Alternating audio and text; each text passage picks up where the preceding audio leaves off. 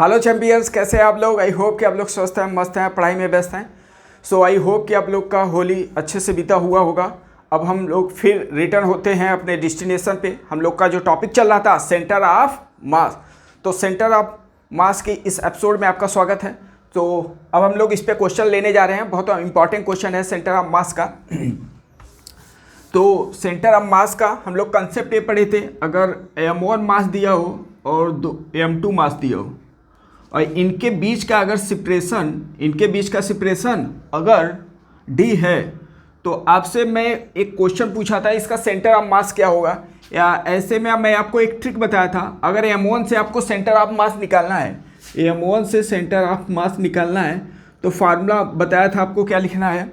m1 से निकालना है तो m2 का मास लिखो अपोजिट में, अपान में total mass into total separation, या इसी को बोलते हैं डी रिलेटिव। ओके, इनके बीच का डी रिलेटिव, ये अपना कंसेप्ट था। ओके, तो ऐसे क्वेश्चन आपके बहुत कहीं दो मास दिया हो, सेंटर ऑफ मास निकालना हो, तो यही सब कंसेप्ट आपको यूज करना है। ओके, अच्छा, कहीं क्वेश्चन में ऐसा बोल दिया कि वेलोसिटी क्या होगा ऐसा, तो इसी को अगर डिफ्रेंशिएट करें हम लोग, वेलोसिटी अगर इसको डिफ्रेंशिएट करें और वन पोजीशन से इसका वेलोसिटी निकालना चाहें तो क्या लिखोगे, v(c1) इक्वल टू, इसका निकाल रहे हैं तो इसका मास लेना है, ऐसे सिमिलरली अपान में m1 प्लस m2, और यहाँ पे क्या लिखेंगे बेटा, v रिलेटिव। तो इससे भी कहीं क्वेश्चन आपको मिलेगा और मिल सकता है। जे एडवांस में ऐसे नीट में कहीं क्वेश्चन बनते रहते हैं, तो अगर ये आपको मालूम है तो कम समय में क्वेश्चन को डील कर लोगे। ओके, तो ये जो आपको कंसेप्ट बता रहा हूँ, जो फार्मूला बता रहा हूँ, बहुत ही इंपॉर्टेंट है। अभी आप रियलाइज भी करोगे और जब जेई मेंस और एडवांस के क्वेश्चन करोगे वहाँ पे आपको इंपॉर्टेंस मिलेगा। ओके, तो इस पे कैसे क्वेश्चन मिलेगा, बोल देगा कि ए बॉडी इतनी स्पीड से जा रहा है, इसका स्पीड इतना है। ओके, इनका रिलेटिव इतना दिया है, तो पूछ देगा कि v1 का स्पीड क्या है। ओके, ऐसे दे दिया, इन दोनों का रिलेटिव वेलोसिटी इतना दिया है, तो इसका वेलोसिटी क्या होना चाहिए, तो ये वाला फार्मूला हम लोग यूज कर देंगे। ओके, चलो ये तो हम लोग डिस्कस कर लिए थे। अब हम लोग आते हैं मेन टॉपिक पे।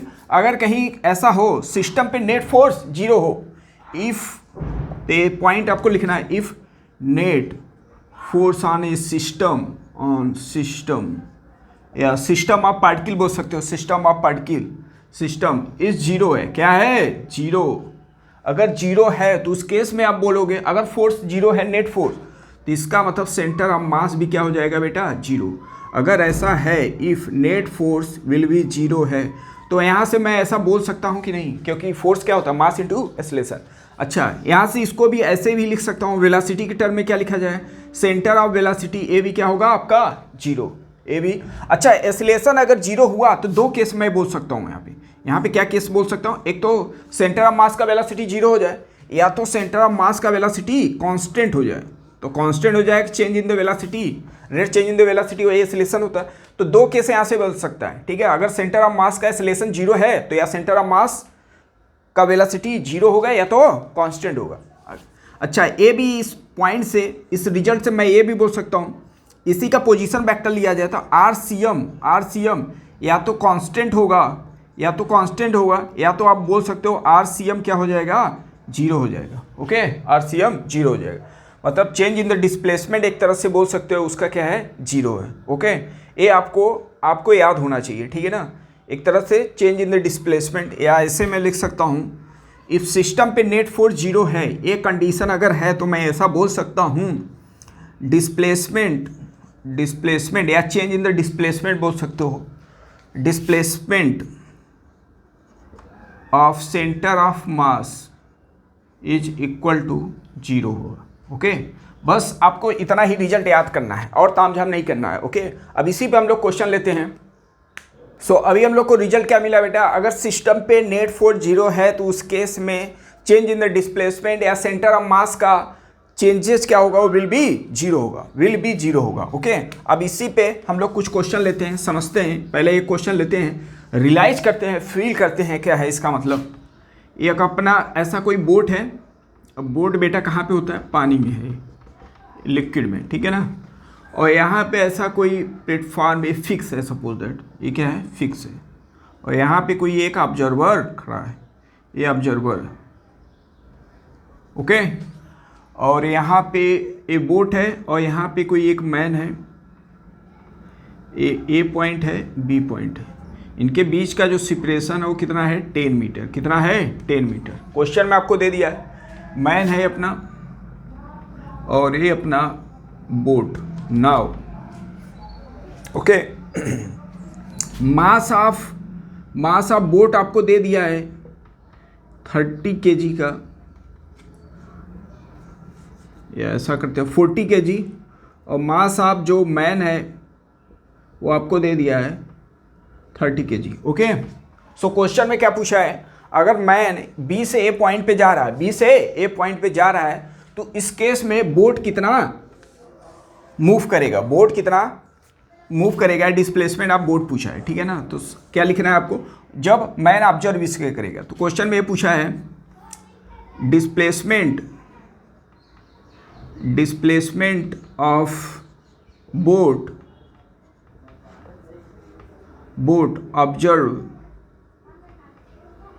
ऑब्जर्व बाई ऑब्जर्वर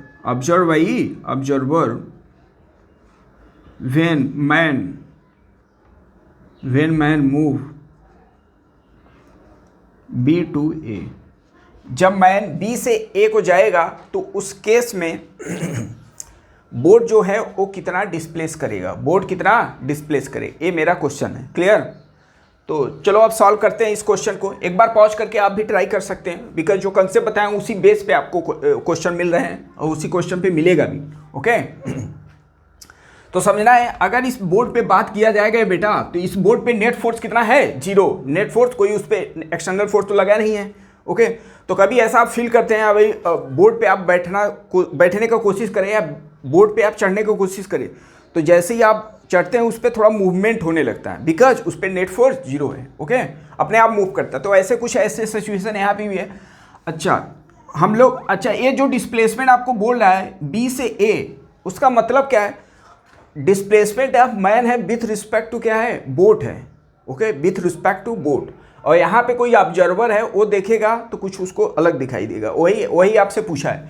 अगर इस मैन से मैं पूछूंगा कितना डिस्प्लेसमेंट होगा, या यहाँ पे आप बोर्ड पे बैठ जाओ, बोर्ड से पूछा, बोर्ड पे आप बैठ के पूछा जाए मैन का कितना डिस्प्लेसमेंट होगा, बी से ए जाएगा तो आपको बी से ए दिखाई देगा 10 मीटर का। लेकिन इस ऑब्जर्वर के लिए अलग होगा, बिकॉज सेंटर ऑफ मास यहाँ पे, centre of mass net force system पे 0 है। तो इसका मतलब जो बोट और मैन का पूरा कॉम्बिनेशन का जो सेंटर ऑफ मास होगा, अगर इस पॉइंट पे है तो इसी पॉइंट पे रहेगा, वो कभी डिस्प्लेस नहीं करेगा। तो अब होगा क्या, देखो फील करा रहा हूँ आपको, जैसे ही मैन बी से ए को जाएगा तो सेंटर ऑफ मास किधर शिफ्ट होने की कोशिश करेगा, लेफ्ट में। Okay centre of mass left में शिफ्ट होने की कोशिश करेगा। अब सेंटर ऑफ मास आपको करना है फिक्स, इसका मतलब बोट किधर शिफ्ट होना चाहिए, राइट में। बोट किधर होना चाहिए, राइट में शिफ्ट। तो मुझे लिखना है डिस्प्लेसमेंट आप किसका, मैं डायरेक्ट डिस्प्लेसमेंट आप किसका लेना है, बोट। डिस्प्लेसमेंट और बोट पूछा है, तो बोट का पूछ रहा है, क्या कंसेप्ट बताओ, इसके अपोजिट वाला मास। तो मास किसका लिखोगे, mass of man. Mass of man कितना है बेटा, 30। कितना है 30 अपान में टोटल मास, तो 40 + 30 इंटू रिलेटिव में कितना डिस्टेंस को कवर किया, 10 मीटर। कितना कवर किया, 10 मीटर। तो कितना आ गया, 3/7 या 30/7 मीटर आ गया। ओके और 30/7 मीटर वो किधर जाएगा, अगर मैन ए लेफ्ट में गया तो आप बताओगे बोट किधर जाएगा, वो राइट में जाएगा। इस क्लियर। सो ऐसे अगर 2 मासेस दिया हो, ऐसे कहीं क्वेश्चन आएगा, बैलून है और बैलून पे कोई मैन, बैलून से स्ट्रिंग एक लगा है, डोरी लगा है, रस्सी लगा है, और मैन ऊपर चढ़ रहा है, तो बैलून कितना नीचे जाएगा। तो बैलून को पूछ रहा है तो मैन का मास लिखो, अपान में कितना वो डिस्प्लेस किया मैन। ऐसे रिलेटेड क्वेश्चन मिल जाएगा। अगर 2 मास दिया है तो यही सब तामझाम करना है। ओके अब रही बात, अगर 2 से अधिक मास दिया है तब क्या करना है, उसका अब ट्रिक आपको बता रहा हूँ। सो एक और क्वेश्चन लेते हैं, उसमें मतलब मोर देन 2 अगर मासेस दिया हो, मूवमेंट हो रहा है, तब सेंटर ऑफ मास है, बोर्ड का डिस्प्लेसमेंट क्या होगा, किसी मैन क्या हो, उस टाइप के क्वेश्चन को डील करने के लिए आपको एक ही क्वेश्चन ले रहा हूँ, उसी में दर्जनों क्वेश्चन का कंसेप्ट आपको मिलेगा। ओके ये बोट है अपना, और यहाँ पे 3 मैन को यहाँ पे हैं, 3 मैन ऐसे हैं। ओके ऐसा है, ये मैन 1 है, मैन 2 है, मैन 3 है। मैन 1 जा रहा है 2 मीटर पर सेकेंड से, और मैन जो 2 है वो भी जा रहा है 2 मीटर पर सेकेंड से, ये अपोजिट में जा रहा है 2 मीटर पर सेकेंड से कुछ भी वैल्यू आप ले सकते हो, ठीक है ना। ले 1 भी कुछ लेट कर सकते हो, लो 1 भी लेट कर लिया मैं, ठीक है। ये सब आपको यहाँ पे वेलोसिटी दे दिया, ओके। इन सब का सेपरेशन आपको दे दिया 10 मीटर, ए बी इनके बीच का सेपरेशन है, मतलब सेपरेशन ऐसा है कि ये कोलिजन नहीं हो रहा है इन सब में, 10 मीटर है सब। अब इन सब का मास भी लेते हैं। इसका मास दिया है 20 kg, ये है 40 kg, ये है 30 kg, ओके। और जो बोट का मास दिया है, मास ऑफ बोट, वो है 40 kg।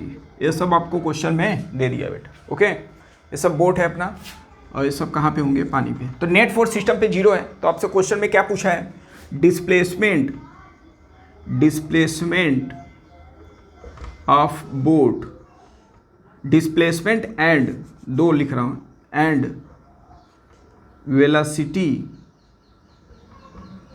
Velocity of boat after 2 second, 2 second के बाद बोट का डिस्प्लेसमेंट क्या होगा और बोट का वेलोसिटी क्या होता है, ओके। एक बार आप पॉज करके इसको ट्राई करें, मैं इसको सॉल्व करने जा रहा हूँ, ओके। डिस्प्लेसमेंट पूछ रहा है, क्या पूछ रहा है, डिस्प्लेसमेंट। पहला तो लिखना है आपको बोट का डिस्प्लेसमेंट। किसका लिखना है, बोट का डिस्प्लेसमेंट। अब 2 तो था उसमें, चलो वेक्टर नहीं लिखे, बट वेक्टर लिखोगे तो आपका सही, उसमें वेक्टर का मतलब ही होता है न्यूमेरिकल वैल्यू और डायरेक्शन दोनों है। तो 2 था इसलिए आप वेक्टर, विदाउट वेक्टर भी कर लिए, बिकॉज उसमें राइट और लेफ्ट को साइन कन्वेंशन लीजिए। अब 2 से अधिक है तो बेटर रहेगा आप वेक्टर लिखो, या सब हर क्वेश्चन में वेक्टर लिखते रहो, ओके। वेक्टर से आपका सटीक आंसर आएगा, उसमें कन्फ्यूजन नहीं रहेगा। नहीं तो ऐसे कंसीडर कर लो, राइट में पॉजिटिव या लेफ्ट में निगेटिव। तो वेक्टर से मैं लिख रहा हूँ, ठीक है, समझना ध्यान से। वेक्टर से मैं इसको लिख रहा हूँ, कैसे लिखोगे इसका, तो बोट का लिखा जा रहा है, तो बोट के अलावा है जो भी है सबको आप वेक्टर के साथ लिखो। डिस्प्लेसमेंट पूछा है, समझना, डिस्प्लेसमेंट। तो क्या लिखोगे, RCM just like RCM equal to M1 R1 था, तो M1 ये हो गया अपना, M1 कितना है 20, और ये किधर जा रहा है 2 मीटर पर सेकेंड से, तो 2 सेकेंड के बाद इसका डिस्प्लेसमेंट कितना हुआ, 2 सेकेंड के बाद कांस्टेंट स्पीड है सबका, तो 4 मीटर हुआ। तो क्या लिखोगे 4i क्यों, क्योंकि वो राइट में जा रहा है, तो इधर पॉजिटिव आई हुआ और इधर -i, तो मैं साइन कन्वेंशन के साथ लिख रहा हूँ। आप किसका लें, दूसरे मैन का, तो दूसरे मैन का मास लिखो बेटा, और उसी का 2 सेकेंड के बाद कितना डिस्प्लेसमेंट हुआ, 2 सेकेंड के बाद डिस्प्लेसमेंट इसका भी 4i हुआ। अब ये इधर जा रहा है, तो इसका वेक्टर फॉर्म क्या लिखोगे, माइनस, मास इसका है 30, और माइनस जो -i था यहाँ पे पहले लिख लिया, और क्या लिखोगे इसका 2 सेकेंड के बाद ये डिस्प्लेसमेंट कितना कवर करेगा, तो 2 × 1, तो कितना होगा 2i, 1 मिनट, मल्टीप्लाई में 2i, ओके। -i था, उसको मैं माइनस बाहर ले लिया, ओके। बी केयरफुल, क्योंकि वो माइनस एक्सिस में जा रहा है, माइनस एक्स एक्सिस में जा रहा है। अपान में टोटल मास कर दो, अपान में टोटल मास क्या लिखा जाएगा, mass of boat 40 plus man का 20, 40 प्लस 30, यही सब करना होता है। अब इस टाइप का कहीं क्वेश्चन आ जाएगा, दर्जनों मास दिया है, तामझाम दे दिया है, सबको मूवमेंट करा रहा है, जिधर मूवमेंट करा है करने दो, मेरा तो कंसेप्ट क्लियर है, ओके। चलो अब लिखते हैं, सॉल्व कर लो इसको। तो कितना हो गया, ये हो गया अपना 80 और plus 160, 80i plus 160i cap minus 60i cap, clear. अपान में टोटल मास 80 प्लस 15 130 कितना हुआ 130। अब इन सबको सॉल्व कर लेते हैं, तो ये कितना हो गया 100 प्लस 180i कैप, अपान में क्या लिखेंगे 130, 0 गया तो 180 अपान में 13i कैप।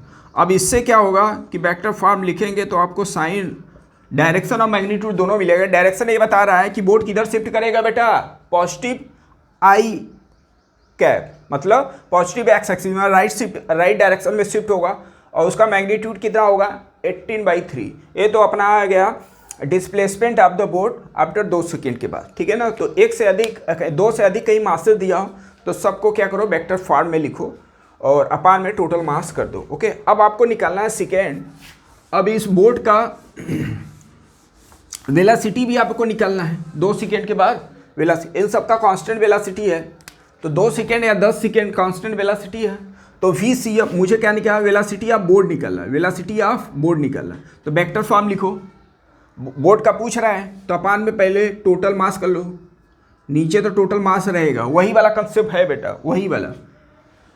ऐसे एसिलेशन में पूछेगा तो एसिलेशन में भी ऐसे कर लेना। तो टोटल मास तो 130 हो जाएगा। अब इसको वेक्टर फॉर्म लिखे तो क्या लिखा जाए, mass into velocity.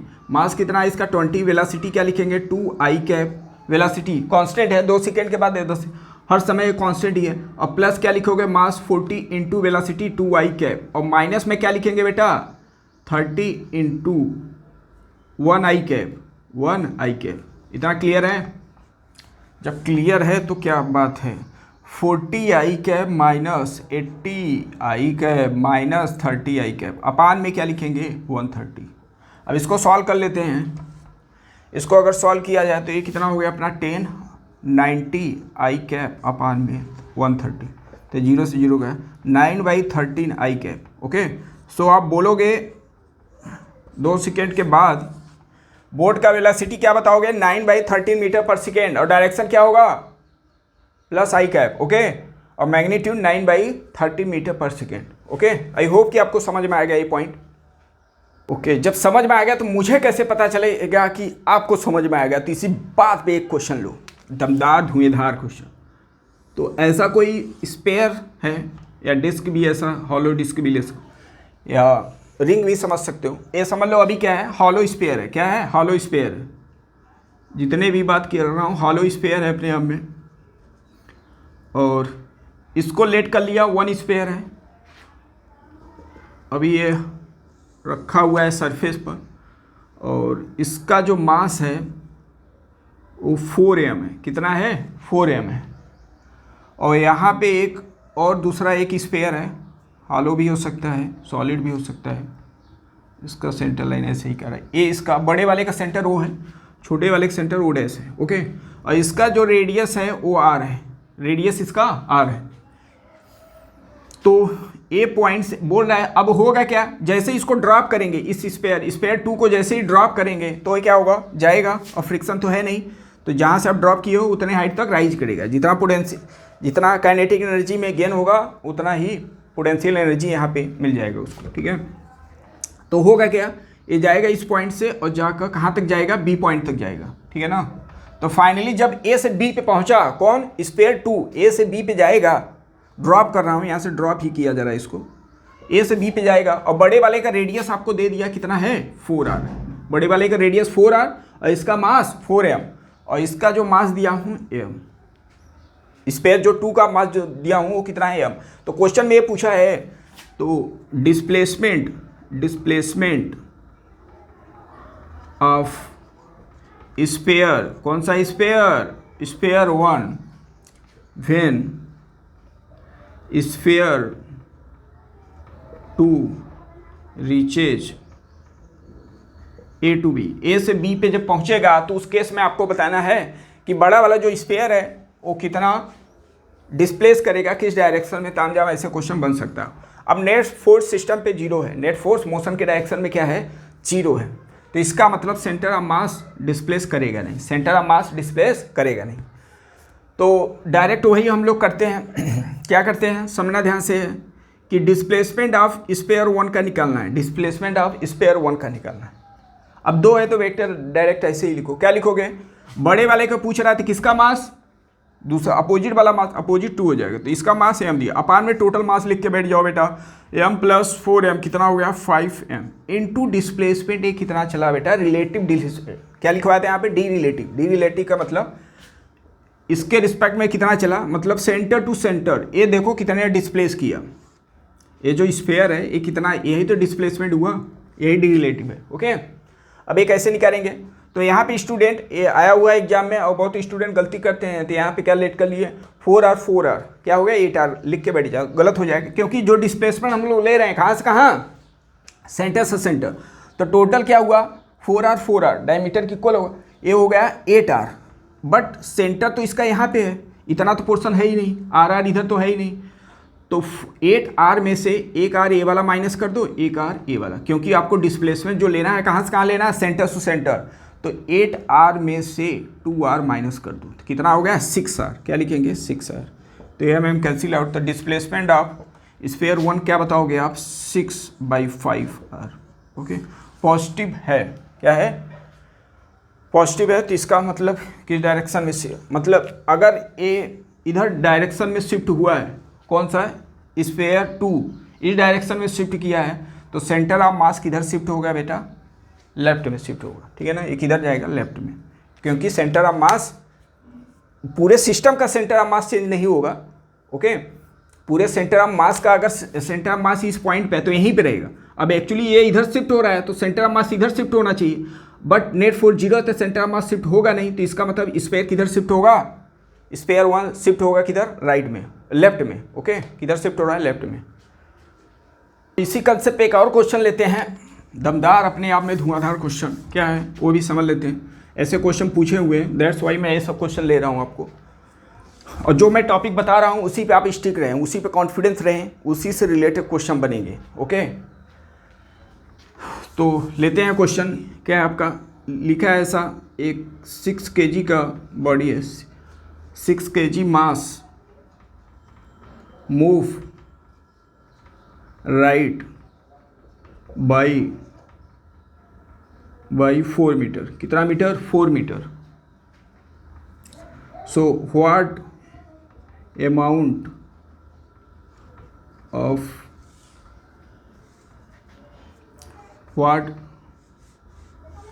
Amount of displacement